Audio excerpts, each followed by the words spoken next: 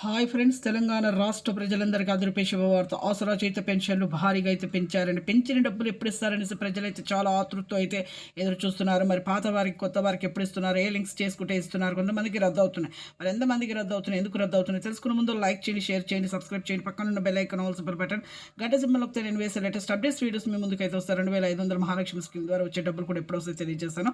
ఇక లేట్ చేయకుండా అయితే వీడియోలోకి అయితే వెళ్ళిపోతాం ఫ్రెండ్స్. పాత వారికి, వృద్ధులకి, వితంతులు, 1,000, 4,000, వికలాంగులకు 6,000 ఎంపీ సైలింగ్ చేసుకున్న వారికి మాత్రం బ్యాంకులో అయితే జమ అవుతాయి.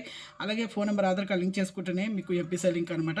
అలాగే పోస్ట్ ఆఫీస్ ద్వారా కూడా వస్తాయండి. అలాగే 3,00,000 మందికి అయితే 3 ఎకరాల పంట పొలాలు ఉన్న వారికి రద్దు అవుతున్నాయి. అలాగే సదరం సర్టిఫికేట్ వికలాంగులు సరిగ్గా చూపించకపోవడం రద్దు అవుతున్నాయి. ప్రభుత్వ ఉద్యోగం చేసే పిల్లల తల్లిదండ్రులకు కూడా రద్దు అవుతున్నాయి. వయసు సరిగా లేకుండా రద్దు అవుతున్నాయండి. ఇక జూలై 15 తేదీ అయితే పాత వారికి వస్తాయి. అలాగే కొత్త వారికి కూడా వృద్ధులకి, వితంతువులు, ఒంటరి మహిళలు 4,000, వికలాంగులకు 6,000, హెచ్ఐ బాధితులు 4,000, బీడీ చేనేత కార్మికులు, మగ్గం కార్మికులు 4,000 వీళ్ళు కూడా జూలైలో వస్తాయి.